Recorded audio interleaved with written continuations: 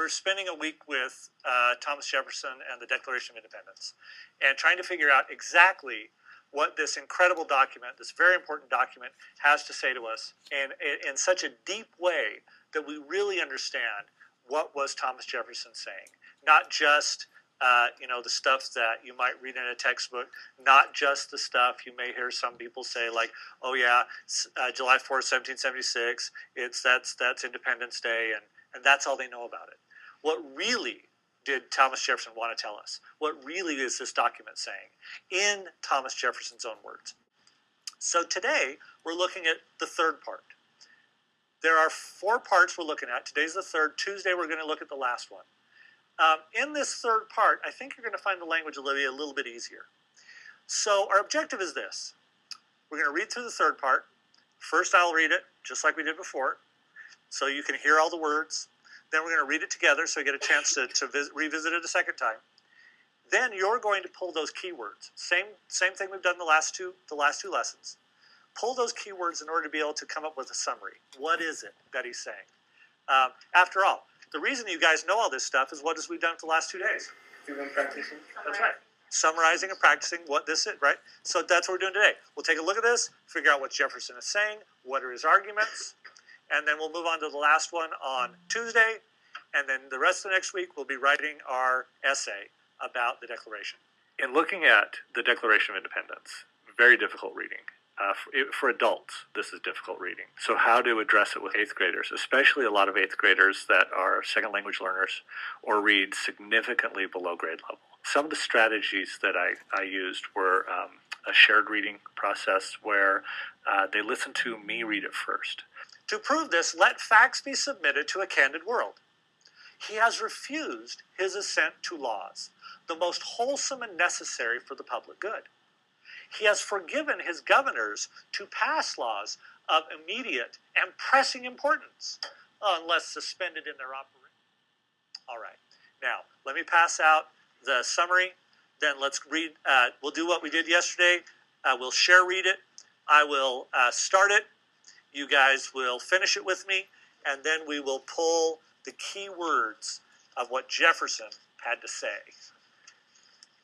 He has refused to pass other laws for the accommodation of large districts of people, unless those people would relinquish the right of representation in the legislature, a right inestimable to them and formidable to tyrants only.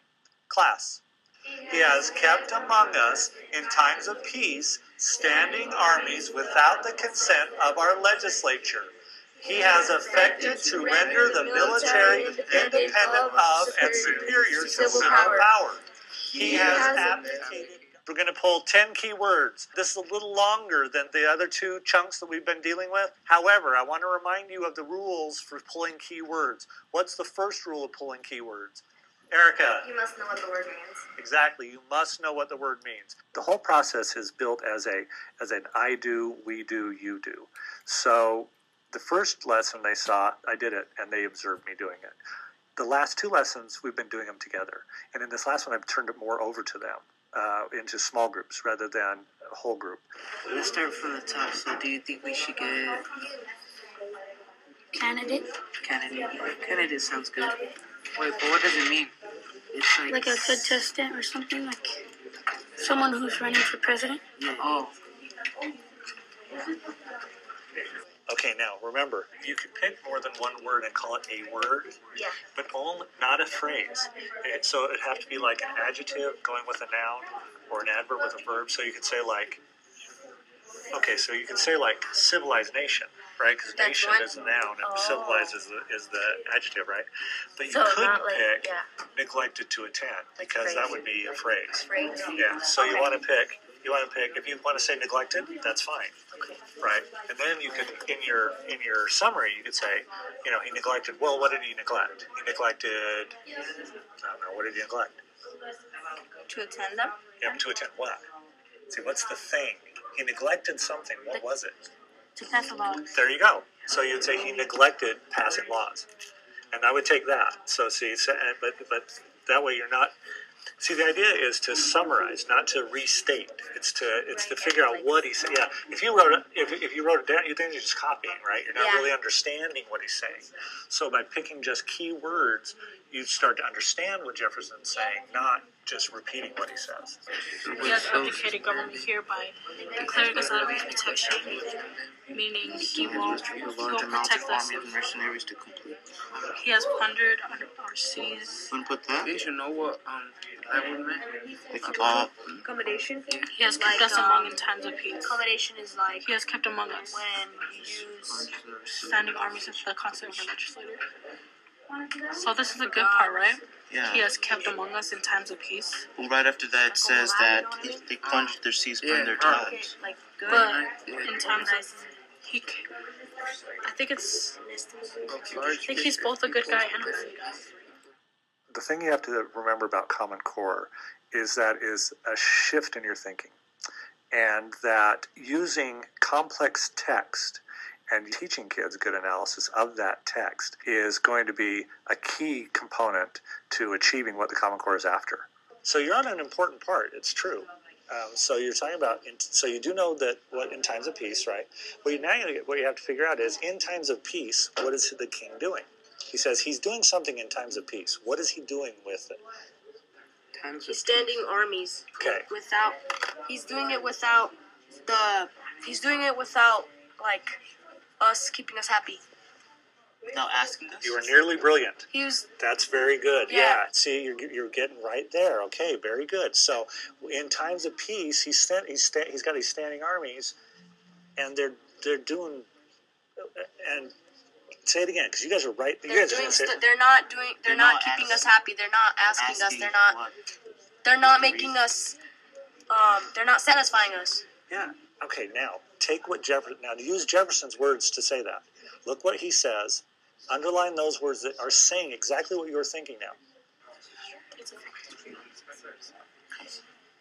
Wait. Declaring us out of his protection. Now see, there you go. That's it. Very good, Keisha. You're right there. Yeah, that's what he's saying. Those standing armies are not doing what anymore? They're not protecting us. Brava. They're just giving us taxes. Good. See, you guys are brilliant. I knew it. You guys could get, exactly. Here's what we're doing next, folks. I'm going to ask some people to tell me what they thought were extremely key words that they found. And then we're going to have people, just by raise of hands, see if people agree. If they do, I'm going to underline it up here with red. Neglected. Neglected. How many people went with neglected? You hit a red one. Neglected. Where's it at? Unworth of civilized nation. Okay, so what's one do you want to do? Civilized nation. Civilized nation. How many people took civilized nation? That's a very good one, Mr. Bennett. Okay, there you go. All right, good. No, I want protection. Yeah. You want to go with protection? Yeah. Okay, protection. How many people pick protection as one of their words? You hit it. You hit a good one. Very good. Like I said, you can keep the words you picked. You can use some of these if you'd like. But what I'd like you to do now is do your summary. Figure out what is Jefferson saying. Use your keywords. And remember the important part is use Jefferson's words to describe what he's saying here. Later, you get to say in your own words what you think he's saying. But right now, I want you to use his words. Okay, go ahead and work on that. You've got about 7 minutes. This one right here. What is he saying about the laws? Read this. Start right here. Read this. He has forbidden his governments to pass laws of immediate and present importance. Okay, so what is he saying the king has done? He has done what with the laws? Important laws. What has he done with them? Immediate. Okay, do you know what this one is? What that word is?